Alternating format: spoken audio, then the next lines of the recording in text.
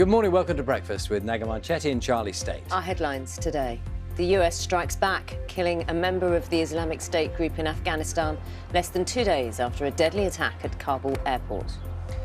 As the Afghanistan evacuation enters its final stages, there are warnings that another attack in the area is likely. A plan to ban plastic, cutlery and plates in England, but is it too little, too late? Good morning. More medals for Paralympics GB as husband and wife cyclists Neil and Laura Faki both win gold within moments of each other in world record fashion. And we look at why bird feeders could be doing more harm than good for Britain's feathered friends. And for most of us, dry with sunny spells. That's how it's looking for the next couple of days as we're in the company of high pressure.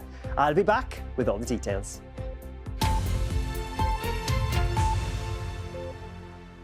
Good morning. It's Saturday, the 28th of August. The United States has confirmed overnight that it has carried out a drone strike against a member of the Islamic State group in Afghanistan. The ISK group said it carried out the attack outside Kabul airport on Thursday that may have killed as many as 170 people, including 13 US troops. It comes as the UK's evacuation flights are expected to end this weekend. Graham Satchell reports. The final flights leaving Kabul airport. The British effort here is all but done.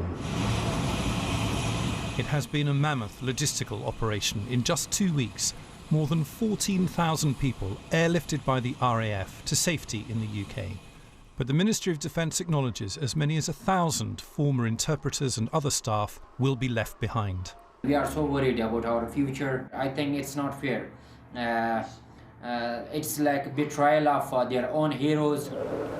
The horrifying aftermath of the terror attack at the airport. President Biden promised to hunt down ISK, the group responsible, and overnight, US forces have carried out a drone strike in eastern Afghanistan, killing a so-called terrorist planner.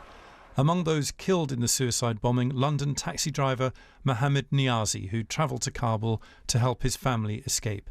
His eldest daughter is missing, his wife also killed. Kabul's main hospital is full of the injured, like 2-year-old Mohammed Reza, fighting for his life. What chance now that these people, many of whom worked for Western forces, will be able to get to safety? There will sadly be people who haven't got through, people who might qualify. And what I would say to them is that we will shift heaven and earth to help them get out. We will do whatever we can. Immediately outside the airport, the crowds of people have gone, the streets empty. The Taliban, in American military vehicles, have set up roadblocks to stop people getting near. Some Taliban leaders claim to have already taken over parts of the airport, a claim denied by the MOD and the Pentagon. We are not in charge of any of the gates, are not in charge of any of the airport operations. That is still under U.S. military control. The global effort to get people to safety is now ending. These German troops have already returned home. Spanish troops are back in Madrid. British and American forces will be the last to go. The 20-year Western mission in Afghanistan ends in a chaotic, bloody withdrawal, with the Taliban ready to take charge. Graham Satchell, BBC News. Our political correspondent Jessica Parker joins us now. Jessica, good morning to you. The question still remains, just how soon will the British operation end in Afghanistan?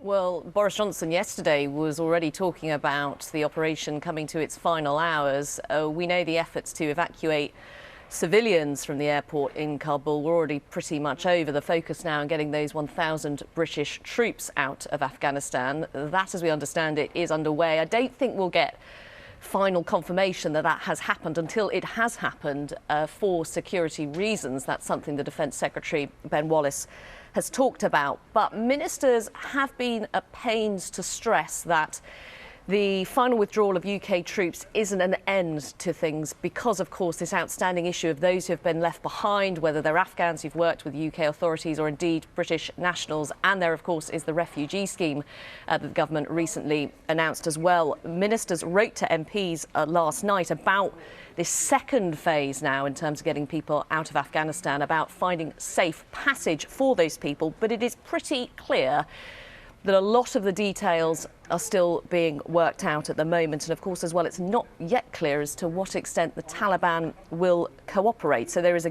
danger for the government, again, that it could look like it is playing catch up. So while this weekend we do expect the UK military presence in Afghanistan to end after a 20-year operation, there are still many things left to be resolved. Indeed. Jessica, thank you. Jessica Parker there.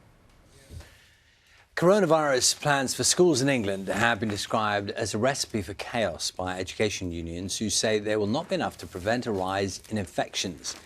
The government's scientific advisers have warned it is extremely likely cases in schools will be high by late September.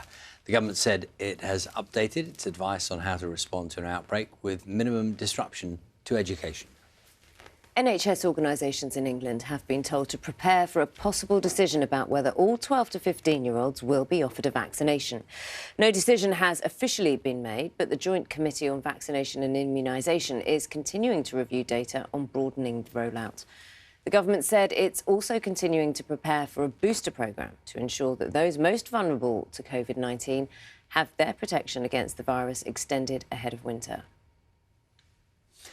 Emergency services are searching for a man who works at a plastics manufacturer that went up in flames earlier today. Houses and businesses near the factory in Leamington Spa were evacuated after the sky filled with a large plume of black smoke. Firefighters said although the blaze had been contained, it would take several days to put it out fully. An investigation is now underway. Now, plans to ban single-use plastic plates, cutlery and polystyrene cups in England have just been announced to help tackle plastic pollution. The measures will be considered in a public consultation this autumn, with Scotland, Wales and Northern Ireland having similar plans. Here's our political correspondent, Nick Eardley. This is our bamboo lunch sets. Is this the future of eating on the go? Paris sells bamboo cutlery across the UK. We start working with bamboo and hemp. Sustainable items which he hopes are part of the answer to reducing plastic consumption. What do you think about the idea of banning plastic cutlery? Yep, I will vote for anybody who will ban it. I think plastic is everywhere. Look, we cannot get rid of plastic completely, but there is definitely certain areas where we can improve. This is the problem. Plastic in oceans around the world, deadly for a number of species. Campaigners have been urging the government to act. The reality is that, we are really facing an environmental crisis. Our oceans are full of plastic.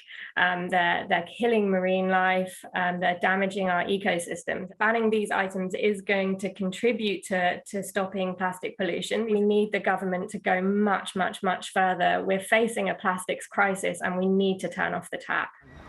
And this is what ministers want to ban: single-use plastic cutlery and plates. It's all part of a strategy from the government to try and get rid of what it calls avoidable plastic waste by 2042. But so far anyway, there's no mention of things like this, plastic coffee cups, and some want ministers to go further.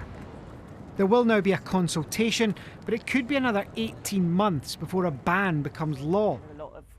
Friends of the Earth say faster, more radical action is needed. We need government to take an overall approach to say that what we're going to do is bring an end to all plastic pollution, and what we're going to do is drastically reduce the amount of all single-use products, not just a fork followed by a spoon followed by a cup. We're trying to be sustainable. Paris hopes increased awareness and reduced cost will make alternatives to plastic more popular. If we came to your house for dinner, we'd all be eating with bamboo cutlery. I will give you bamboo cutlery, no plastic in my house.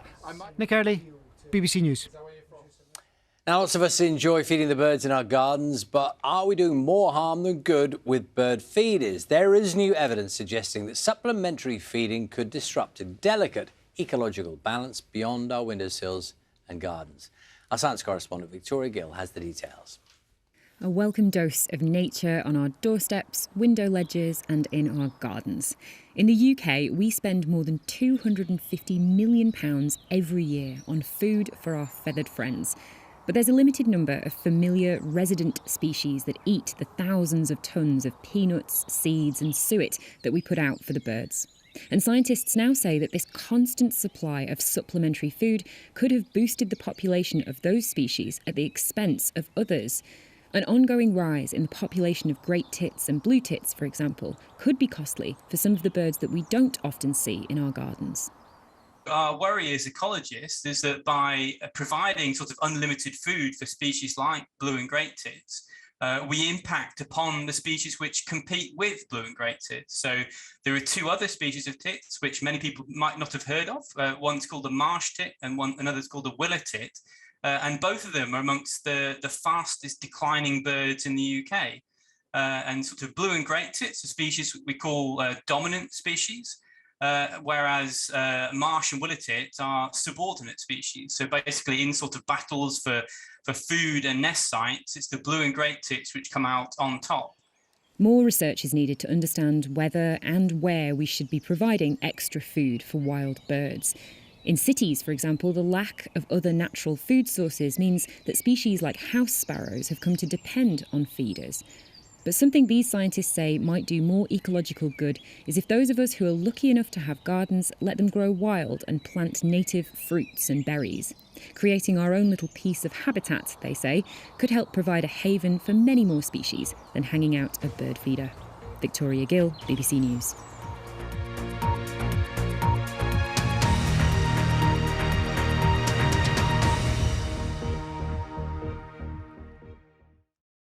See the headlines as they happen and watch BBC News live in the app and get the full story with bbc.co.uk/news. Follow the story for all the latest with BBC News.